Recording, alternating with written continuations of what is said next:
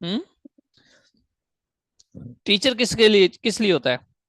मसाइल को हल करने के लिए तो होता है ना। ठीक है। आप एक इनरोल स्टूडेंट हो, आपको इश्यू आ रहा है, आप बहुत अच्छे असाइनमेंट बनाती रही हो पहले। तो अभी मैं देख रहा हूँ कि जब से मैंने ये लेक्चर स्टार्ट किए हैं तब से आपकी कोई असाइनमेंट नहीं आ रही। तो आपको चाहिए था कि मुझे मैसेज करें कि सर मुझे समझ नहीं आ रहा कि मैं असाइनमेंट कैसे बनाऊं। ठीक है। अच्छा, ऐसा था, ध्यान से समझना। मैं खुद चाहता था कि इनको मैं थोड़ा थोड़ा सा पढ़ाऊं आपको। ठीक है, थोड़ा थोड़ा सा पढ़ाऊंगा। ज्यादा से ज्यादा चार पांच रूल, छह रूल, इतना पढ़ाऊंगा। लेकिन अभी मैं ज्यादा पढ़ा रहा हूं, आप इसको बिल्कुल तसल्ली से नोट डाउन करो, कोई बात नहीं, अगर असाइनमेंट नहीं भेज रहे तो कोई बात नहीं है। लेकिन ये इतने वैल्यूएबल स्ट्रक्चर हैं, इतने इंपॉर्टेंट हैं कि आपकी इंग्लिश, मेरा नहीं ख्याल के इन स्ट्रक्चर्स पे चलकर जब आप लिखना सीखोगे तो शायद ही आपको लिखने में मसला होगा। और आपको जो ऐसे चेक करने वाला बहुत इंप्रेस होगा आपका इंट्रोडक्शन पढ़कर ही। और ठीक है, बशर्त ये कि रूल को पढ़ना नहीं होता, रूल को प्रैक्टिस करना होता है, रूल को यूज करना होता है, अपनी पैसिव मेमोरी से एक्टिव मेमोरी में लेकर आना होता है। ठीक है। तो हम क्या करेंगे, अभी चूंकि मैं हूँ इजी, तो इसलिए आपको मैं थोड़ा ज्यादा ज्यादा पढ़ा रहा हूँ। मैं सोच रहा हूँ कि चलो मैं अभी इजी हूँ, इस तरह पिछले 15 दिन में थोड़ा सा इशू होता रहा, गैप आता रहा। तो मैं चाह रहा हूँ कि जितना जितने स्ट्रक्चर्स हैं ये सारे एक मर्तबा पढ़ा दूं। उसके बाद ऐसे स्टार्ट करने से पहले 10 दिन का हम, ठीक है, एक मरतबा ये सारे आप लेके नोट्स बना लो, हाथ से लिख लो, फिर 10 दिन का हम एक गैप देंगे, पॉज लेंगे। ठीक है, ऐसे से पहले, ऐसे लिखने से पहले हम 10 दिन का पॉज ले लेंगे और इन ही लेक्चर्स को दोबारा से रिवाइज करेंगे। फिर छोटी छोटी से असाइनमेंट बना दिया करूंगा कि भाई इस रूल पे बना लें, नाउन फ्रेज पे बना लें, आज एडजेक्टिव क्लॉज पे मुझे लिख कर दें। साथ साथ आपको कोई इंग्लिश का आर्टिकल शेयर कर दिया करूंगा कि इसकी समरी बनाए, और इस रूल पे मुझे 15 20 25 30 सेंटेंस लिख कर दें। फिर ठीक हो जाएगा। ठीक है, आपका जो सेशन है वो 2 महीने से 3 महीने में चला जाए, कोई बात नहीं है। लेकिन आपको ये तो पता लगे ना, हाँ अब हमें लिखना आ गया है। ठीक कह रहा हूँ, मैं गलत कह रहा हूँ जी फाइजा?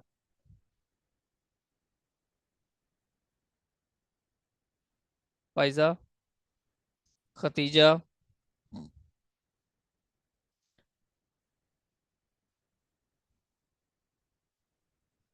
हाँ जी खतीजा, मैं ठीक कह रहा हूँ।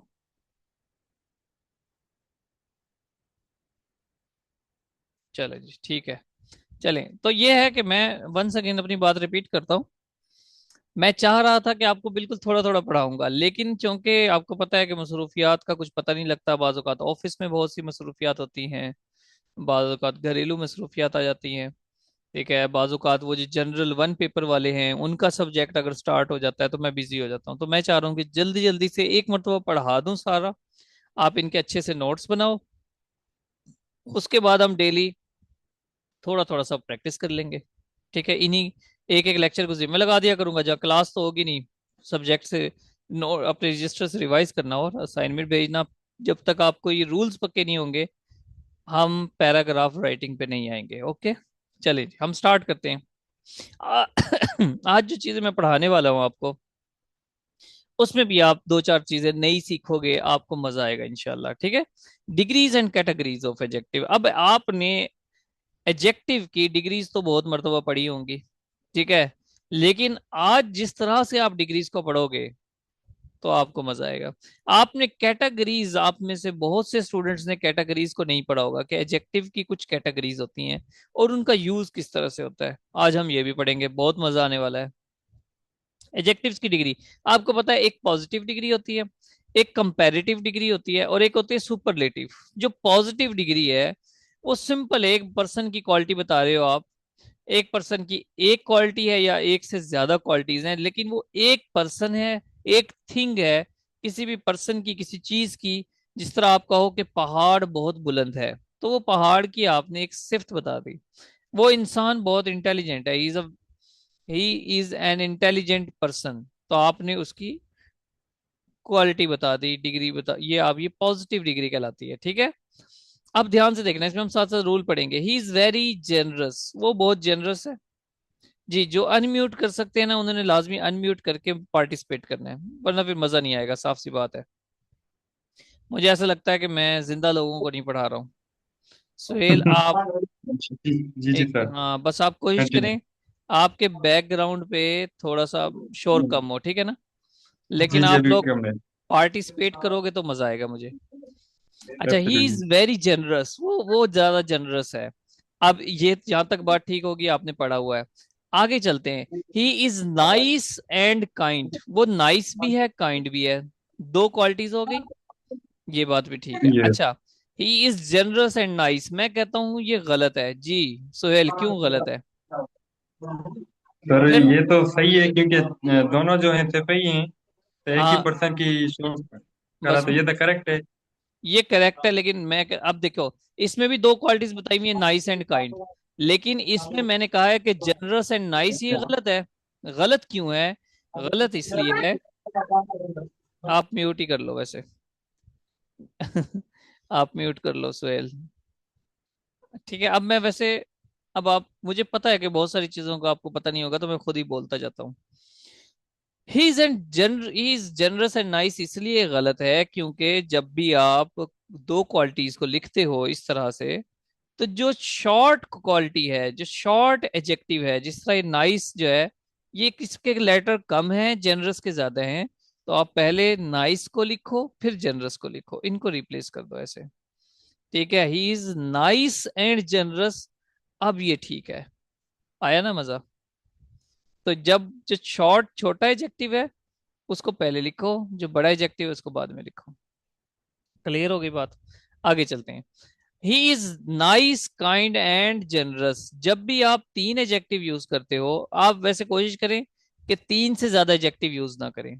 ठीक है, जब भी आप तीन एजेक्टिव कोई सी सेंटेंस में किसी के बारे में बता रहे हो, तो तीन से ज्यादा एजेक्टिव यूज नहीं करने चाहिए। याद रखें, जब आप इस तरह से तीन एजेक्टिव यूज करते हो, तो पहले दो के दरमियान कोमा आता है, और आखिर वाले के साथ पहले आता है एंड। बशर्ते के, बशर्ते के ये एक ही कैटेगरी के हों, एक ही कैटेगरी के हों तो। आगे एक बहुत मजेदार रूल पढ़ाऊंगा, ठीक है, आपकी रूह खुश हो जाएगी। CSS 2026 देखते हैं। उसमें बहुत कहता है, a good reader must be hard working and possess intelligence. अब इस चीज को ध्यान से देखें, ये a good reader must be hard working and possess intelligence. ये अब आप क्या कर रहे हो, आप लोग लिखना सीख रहे हो। आप यकीन करो कि इतनी मिस्टेक होती हैं आपके सेंटेंस में, आप जब अपना सेंटेंस बनाते हो, उस सेंटेंस के दरमियान बैलेंस नहीं होता, ठीक है, तवाजुन नहीं होता। A good teacher must be hard working, अब हार्ड वर्किंग, ये इसको देखो, और इंटेलिजेंस इसको देखो। अगर आप सिंपल कहो कि अ good reader must be hard working and intelligent, दोनों एडजेक्टिव बन गए।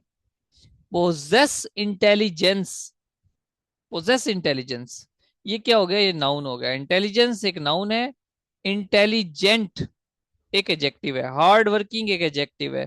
जब आपने यहां पर हार्ड वर्किंग लिखा, तो यहाँ पर इंटेलिजेंट लिखें जस्ट।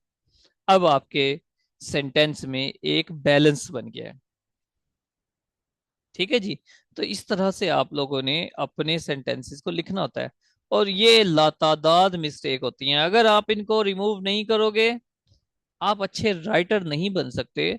याद रखें, ठीक है, जो फायजा हैं, बाकी खतीजा हैं, अक्सा हैं, इफ़त है, नईम है, ठीक है, आप जो CSS का एसए उसकी तैयारी कर रहे हो, PMS के एसए की तैयारी कर रहे हो, you are going to be a good writer in fact. ये एक क्वालिटी है एक राइटर की। आपने एक स्टूडेंट नहीं हो, जो स्टूडेंट्स जो तैयारी कर रहे हैं CSS PMS की, याद रख लें जी, अपने जहन में रख लें कि आप एक स्टूडेंट नहीं हो जो आप तैयारी कर रहे हो लिखोगे, आप एक राइटर बनने जा रहे हो। 12 सब्जेक्ट्स को आपने लिखना है, तो आप एक तरह से राइटिंग सीख रहे हो, कि आप एक बुक राइटर बन सकते हो इन फ्यूचर। और अगर आपके अंदर ये एबिलिटीज नहीं आती, तो माजरत के साथ है जी, आप सीएसएस का सारे सब्जेक्ट क्वालिफाई कर लोगे, एस से क्वालिफाई नहीं होता। यही वजह है कि 2.4% रिजल्ट है, या 4% है, या 2% है, लेस देन 4% कह लें रिजल्ट। एस से क्वालिफाई नहीं करते क्यों जी? आप एक अच्छे राइटर बने बगैर एग्जामिनेशन हॉल में चले जाते हो। तो देखें, सेंटेंस के अंदर तवाज़ुन, एक बैलेंस बनाना इतना जरूरी है। ये सीएसएस 2006 की करेक्शन है। तो मैं आपको ग्रामर के साथ ही करवा रहा हूँ, साथ साथ चीजें अगर आप सीखोगे नहीं, प्रैक्टिस नहीं करोगे, तो ऐसे करने का कोई फायदा नहीं। अब जिस तरह मैंने अभी बताया, कुछ स्टूडेंट्स अभी ने भी अभी ज्वाइन किया है, बिटवीन द डिफरेंट कैटेगरीज, देखें एडजेक्टिव्स की डिफरेंट कैटेगरीज होती हैं। अब ध्यान से समझे। Ignorant and young customers always seem to be the first one in line. अब यहां पर दो एडजेक्टिव्स हैं जी, इग्नोरेंट है और यंग है, दोनों कस्टमर्स के लिए यूज हुआ है, तो एडजेक्टिव है। मैं कहता हूं कि यहाँ पर ये जो एडजेक्टिव का यूज किया गया है, ये गलत किया गया है। बताएं जी, क्या गलती हो सकती है? यंग भी एक एडजेक्टिव है, इग्नोरेंट भी एडजेक्टिव है, यहाँ पर कुछ गलती हुई है। अस्सलाम तो वालेकुम कस्टमर वाल अस्सलाम वालेकुम सर। वाल ऐसे मुझे ऐसे लग रहा है कि इसमें यंग पहले आएगा और इग्नोरेंट बाद में, क्योंकि जो पॉजिटिव चीज है वो पहले आएगी और इग्नोरेंट बाद में आएगा ऐसे। यंग, यंग में पॉजिटिव की क्या बात है?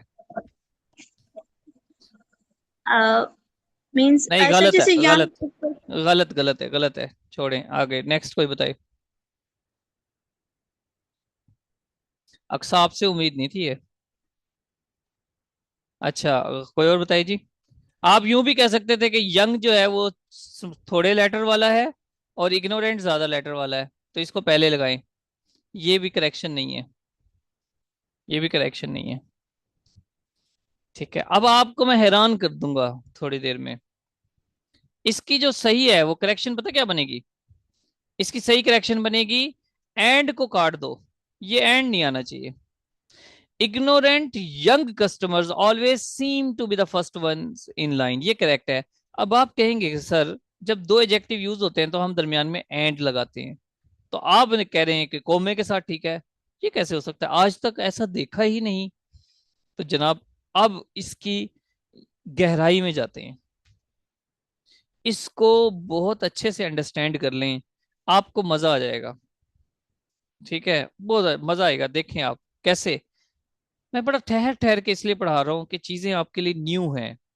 इग्नोरेंट यंग कस्टमर्स, दो एडजेक्टिव्स हैं, आप कहते हैं कि जनाब एंड गलत है, कॉमा लगा के कैसे प्रूव करते हैं? देखें, एडजेक्टिव्स की कुछ कैटेगरीज होती हैं फंक्शन के लिहाज से। डेटरमिनेट होते हैं, ओपिनियन होती है किसी के बारे में, साइज होता है, शेप होती है, age, colour, origin, material, purpose. ये 9 तरह के एडजेक्टिव्स हैं, कैटेगरीज हैं, 9 कैटेगरीज हैं, जिनको हम डोसा कॉम के नाम से याद करते हैं। डी फॉर, अभी हम सारा पढ़ेंगे कि क्या है डेटरमिनेट, क्या है। D for determinate, O for opinion, S for size, S for shape, A for age, C for colour, O for origin, M for material, P for purpose. ये सारे एडजेक्टिव्स हैं। एडजेक्टिव होते क्या है, ये कल हमने बड़ा तसल्ली से पढ़ा है कि एडजेक्टिव क्या होते हैं। जो किसी भी नाउन को क्वालिफाई कर रहा है, नाउन को एक्सप्लेन कर रहा है, वो एडजेक्टिव है। अब ये कुछ जो एडजेक्टिव की आपको कैटेगरीज नजर आ रही हैं, इसकी तरतीब याद रखना बड़ा जरूरी है। इसी वजह से ये फार्मूला बनाया गया,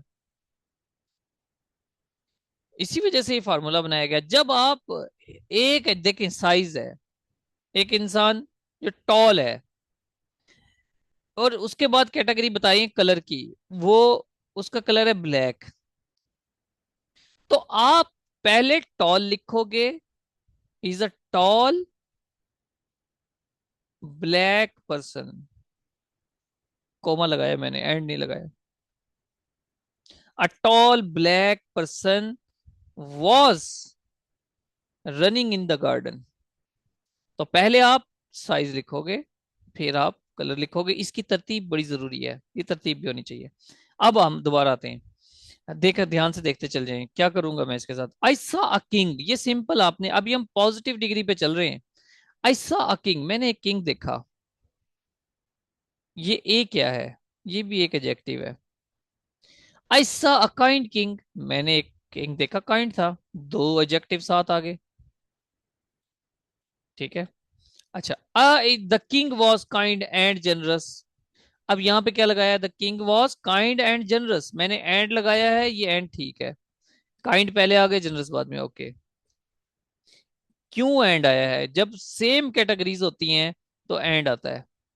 और दोनों कैटेगरीज कौन सी हैं? ओपिनियन इनको कहते हैं।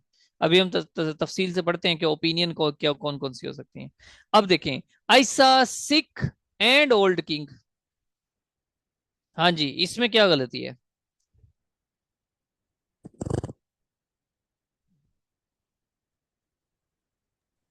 सर एंड के साथ एन आएगा, एंड एन ओल्ड किंग। नहीं, और कोई बताओ, और सोचो। पर जैसे आपने पहले कहा था कि जो ओल्ड है वो 3 लेटर्स है, तो वो पहले आएगा, सेक के 4th लेटर है वो बाद में आएगा। गलत, गलत है जी। सर कॉमा आएगा, I saw yes, sick old king. Yes, yes, yes, yes, yes, comma आएगा। I saw a sick old king. जब डिफरेंट कैटेगरीज हो तो अब आप एंड नहीं लगाते, आप कोमा लगा के सेपरेट करते हो दो एडजेक्टिव्स को। अब ध्यान से समझें, जिस तरह सुहेल ने कहा कि ओल्ड में 3 लेटर हैं, तो ये पहले आना चाहिए, वो उस सूरत में है जब आप सेम कैटेगरीज के एडजेक्टिव यूज कर रहे हो। अगर सेम कैटेगरीज के एडजेक्टिव्स हैं, फिर आपने किंग देखा, काइंड पहले लिखा, जनरस बाद में लिखा। क्यों? क्योंकि सेम कैटेगरीज है। जब सेम कैटेगरीज हो फिर हमने लेटर्स का ध्यान करना है। एक बात, जब सेम कैटेगरीज हो तो आखिरी दो एडजेक्टिव के साथ हम एंड लगाते हैं। लेकिन अगर वो डिफरेंट कैटेगरीज के हों, डिफरेंट कैटेगरीज के एडजेक्टिव के दरमियान कभी एंड नहीं लगाते, उनको कोमे से सेपरेट करते हैं। नंबर एक, कोमे से सेपरेट करते हैं, नंबर दो अच्छा सर, उन। अगर ये जो डिफरेंट कैटेगरीज हैं ये 2 से ज्यादा आ जाएं तो फिर लास्ट वाले से पहले हम एंड नहीं लगाएंगे फिर भी? आओ देखते हैं जरा। शी परचेस्ड टू ब्यूटीफुल, ये सारे टू डेटर्मिनेट है, ब्यूटीफुल ओपिनियन है, लार्ज साइज है, ये एडजेक्टिव की टाइप बता रहा हूं। S for shape, A for age ancient, red colour है जी। और O for origin, M for material, fruit bowl is the purpose. No adjective use किए इस सेंटेंस में, कहीं एंड नजर आ रहा है? आखिर में भी कोमा लगा दिया है, ये मैंने कोमा को हाईलाइट किया है कि डिफरेंट कैटेगरीज नो की नो भी सेंटेंस में इस्तेमाल हो रही हैं तो आपने एंड नहीं लगाना, कोमा लगाना है। अब आपको सवाल का जवाब मिल गया।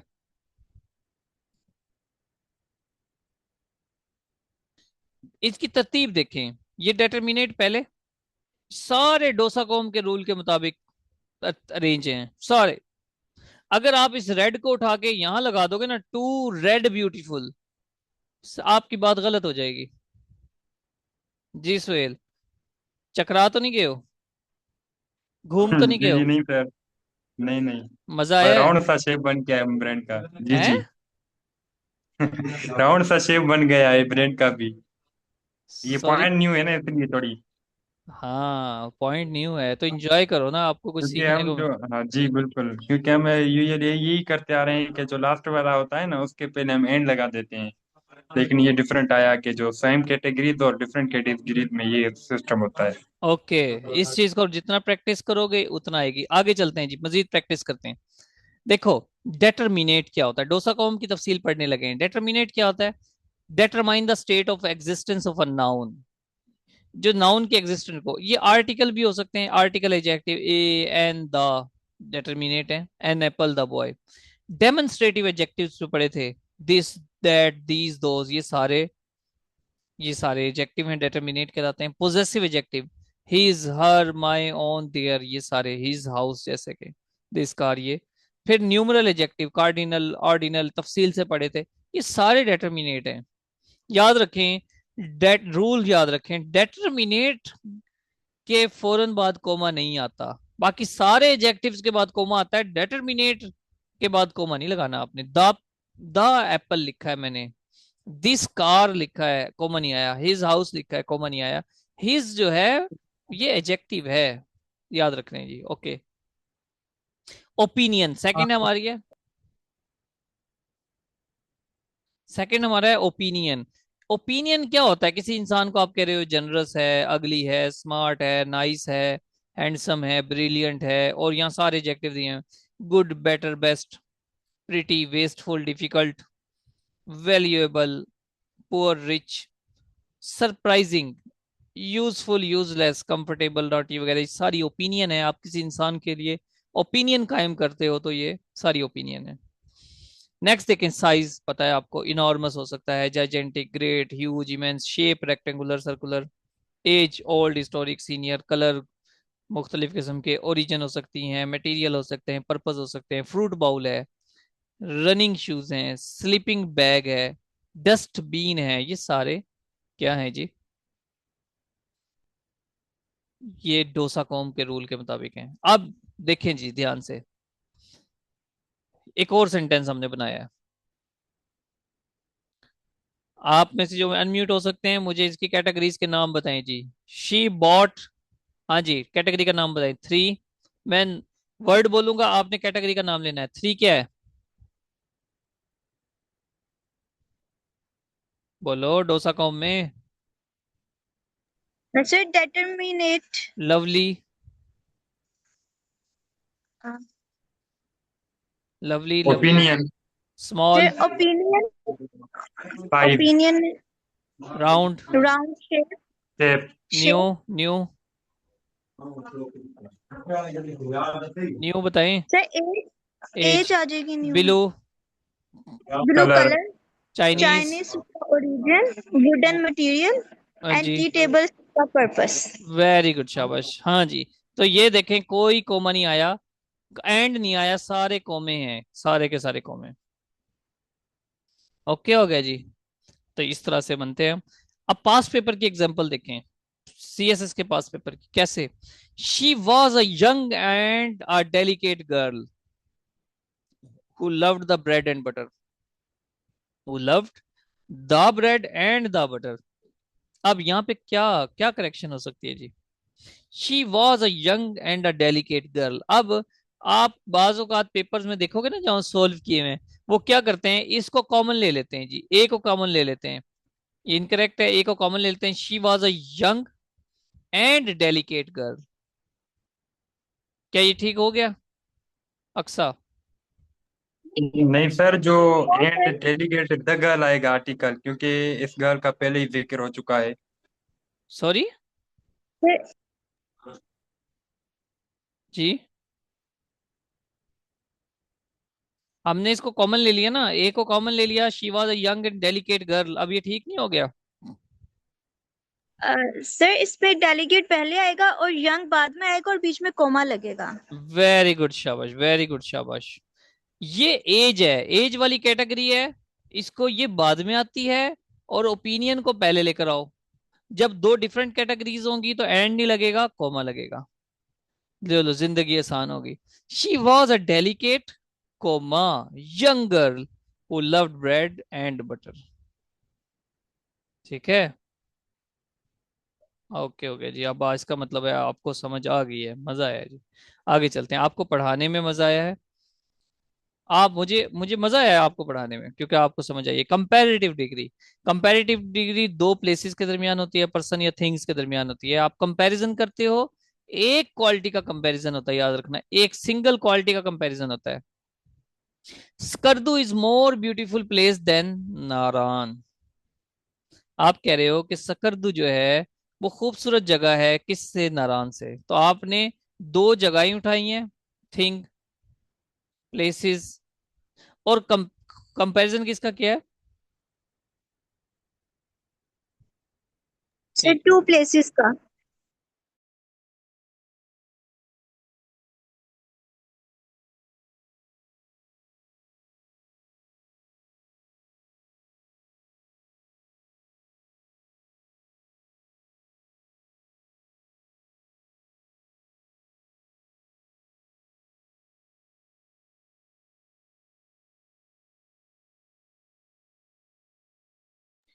हाँ जी। तो दो जगह का और एक हमने एक क्वालिटी है, क्वालिटी क्या, ब्यूटी, ब्यूटी का कंपैरिजन किया दो प्लेसेस के दरमियान। Ahmad is more intelligent than his brother. Very simple है जी, आप अक्सर कंपैरिजन करते हो। ठीक है।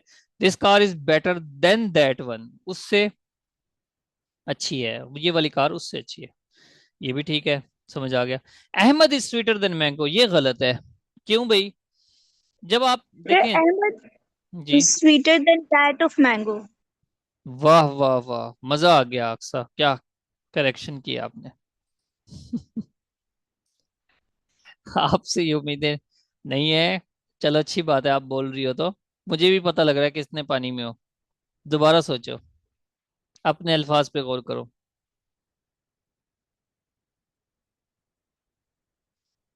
खतीजा आप बताओ। खतीजा चुप हो कि कहीं पकड़ी ना जाओ।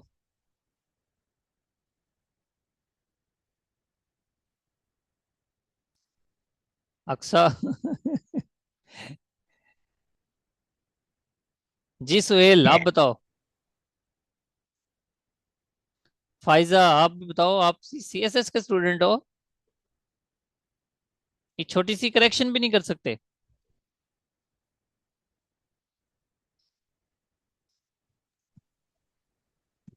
हम्म।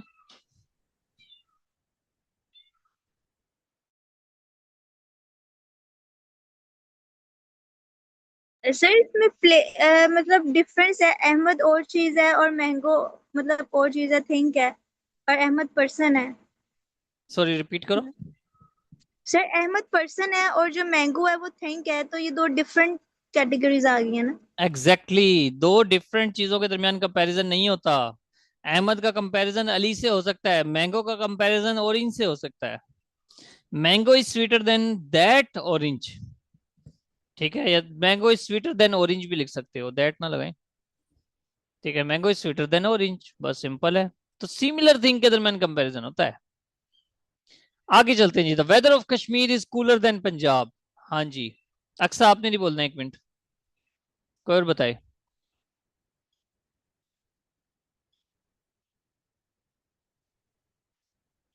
जी।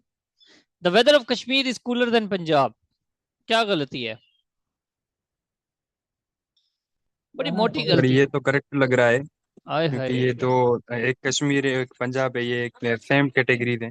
हाँ हाँ हाँ, ये सेम कैटेगरीज हैं, कश्मीर पंजाब। ऐसी गलती हम करते हैं अपनी डेली स्पीकिंग में। आप कहते हो यार जो पंजाब का जो मौसम है ना वो तो सिंध से अच्छा है।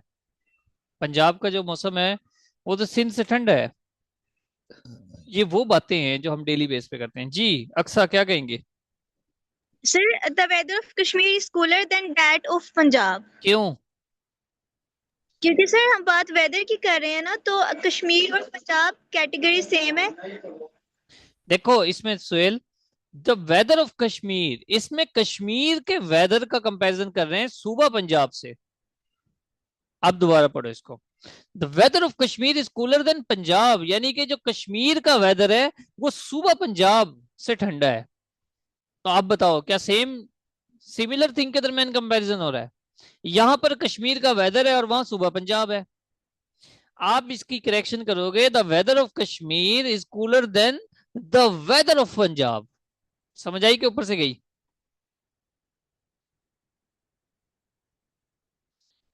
Weather of Punjab, very good Khatija. और इसको हम सही इंग्लिश में कैसे लिखेंगे? सही इंग्लिश में ऐसे लिख सकते हैं, the weather of Kashmir is cooler than that of the Punjab, that of Punjab. इसको इस तरह से, ये एक्सप्रेशन है, कश्मीर का वेदर पंजाब के वेदर से ठंडा है। आप समझ आइए। चलो आगे चलते हैं जी, रूल देखते हैं। More and most, he is more taller than I am, गलत है। ठीक है, जब आप टॉलर, जिसकी कंपैरेटिव डिग्री मौजूद हो तो उसके साथ मोर ना लगाएं। सिंपल आप कहोगे is taller than I am, ये करेक्ट है। Is taller than I am, correct है।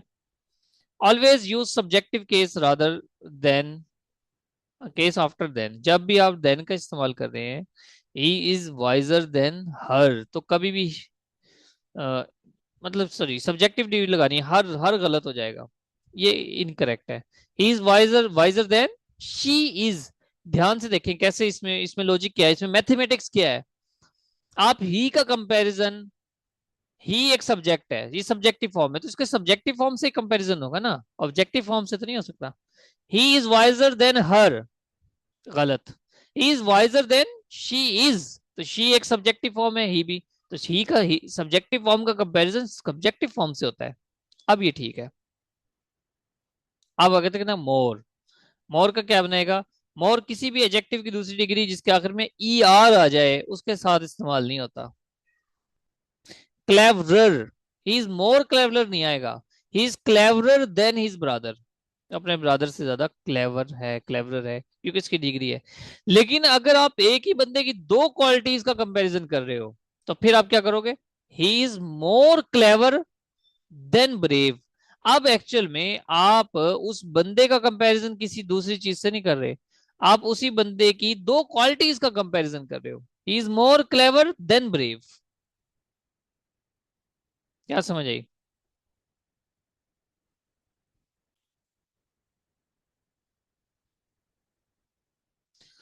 इफ़त कह रही हैं कि he is wiser than she is, मेरे ख्याल से मैंने काफी डिटेल से बताया।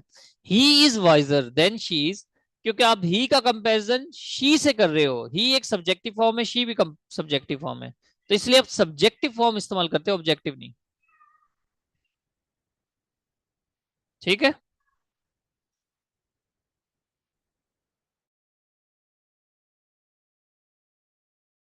1 मिनट रुकिए जरा।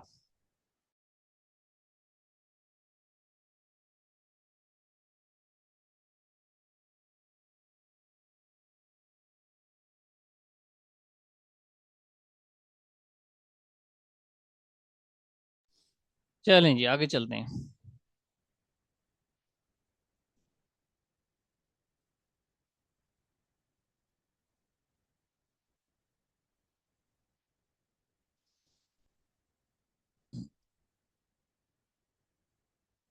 देन दैट ऑफ मैंगो, खुदा का खौफ करो।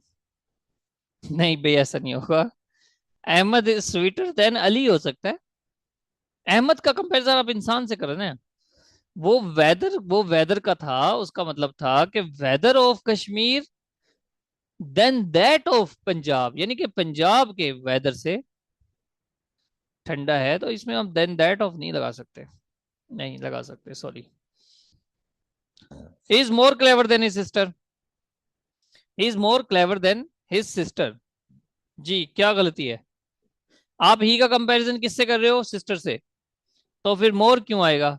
क्लेवरर लिखें simple. He is cleverer then intelligent. अब आप ही की दो कैटेगरीज के दरमियान कंपैरिजन कर रहे हो, तो he is clever than intelligent, is more, अब मोर आ जाएगा, is more clever then intelligent use करोगे। ठीक है। नेक्स्ट लगाते हैं। इसके बाद जब प्रेफरेबल आ जाए तो मोर नहीं लगाया जाता, प्रेफरेबल आ जाए तो मोर नहीं लगाया जाता। A dark suit more preferable to a light one in winter. देखो जी, प्रेफरेबल प्रेफरेबल ही होता है, मोर की क्या बात है? आपने कहा कि मेरी ये प्रेफरेंस नहीं है, तो मोर और लेस क्या होती है? प्रेफरेंस है या नहीं है, बस सिंपल है बात। एक बात कहो ना, कंफ्यूज क्यों होते हो? A dark suit preferable to light one, बस वेरी सिंपल, ये करेक्ट है। ठीक है। आई आर पे खत्म होने वाले अल्फाज जैसा इंटीरियर हैं, जूनियर हैं, इंपीरियर, सीनियर वगैरह, इसके बाद टू लगता है। He is junior to me, she is senior to me. इन अल्फाज में मोर का मफहूम ऑटोमेटिक होता है। ठीक है, जूनियर है मतलब लेस, सीनियर है तो more. This cloth is more superior to that cloth, नहीं भाई, सुपीरियर के साथ मोर का मफहूम खुद ही है, तो जब मोर मतलब सुपीरियर है तो सुपीरियर है, मोर का क्या मतलब है? तो आप मोर नहीं लगाते। He is superior to me, this cloth is superior to that cloth, simple. समझ आ गई? अच्छा, क्लास एंड हो जाए तो दोबारा ज्वाइन करना सेम लिंक से, सेम लिंक से दोबारा ज्वाइन करना। अच्छा, मैं आपकी थोड़ी बहुत अगर इंसल्ट करता हूँ जी, इसमें बुरा नहीं मानना, इससे चीजें याद रहती हैं। ठीक है, तो आप बिल्कुल भी डिस्करेज नहीं होना आपने।